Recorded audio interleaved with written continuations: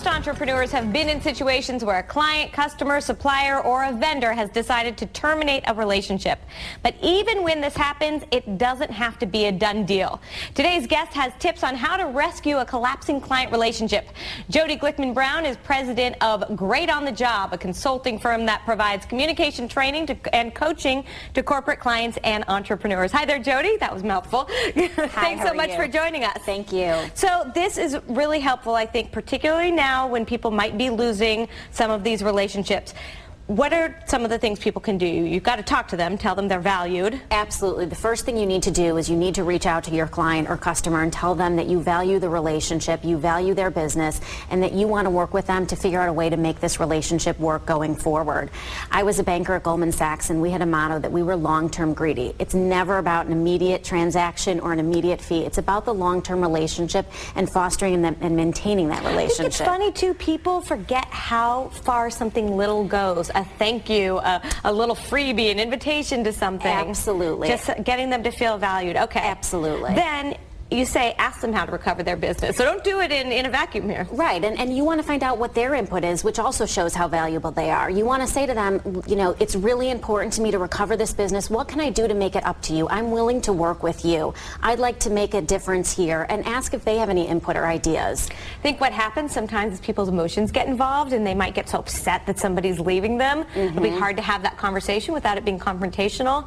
Do you see that? Absolutely. I recently had an experience, however, where a vendor, I wasn't pleased with the product that they had delivered, and I went to them and I said, you know, listen, you need to rerun this print job for my business. They weren't so happy, but you know what, they did it, and it repaired the relationship, and now I will do business with them going forward, and I recommend them to other colleagues and clients. Say, it probably made you more loyal. Absolutely. Okay, and then Absolutely. this kind of follows this is offer a concession. And if they don't come to you and say, here's what I'd like you to do for me, then what you need to do, what Great on the Job advises clients, is you need to have in your back pocket some concessions that you're willing to offer.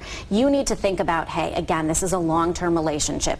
Maybe I need to offer you an expedited deliverable if this was a timing issue. Maybe I need to think about a reduced fee for a product or service, or maybe I even need to think about a free product or service. You can't think about the short-term hit to your profit margin or to your revenue. You need to think about the long-term relationship and maintaining that, and the business will recover itself. I suppose, though, there is a point where you're giving too much just to keep them. Correct. I mean, I think you need to think about the cost-benefit analysis, but, you know, Walmart did a study, and they found that for every customer that walks out of line as a disgruntled shopper for whatever reason and doesn't return to the store, it costs them $200,000 in lost revenue over the life of that customer. So you may as well just give them something. You know, whatever you're going to give them in the near term, it's usually not going to equate to that long-term relationship and the potential business that's there for you. All right, and then finally you say personal guarantee. Does that work? That's almost back to the first point of telling them how much they're valued. Right. Well, I think you need to back it up with actions, and you need to say, I recognize there was an issue. I'm very happy to work with you on this and provide whatever concession we've agreed on, and I give you my word, you're not going to have this issue again.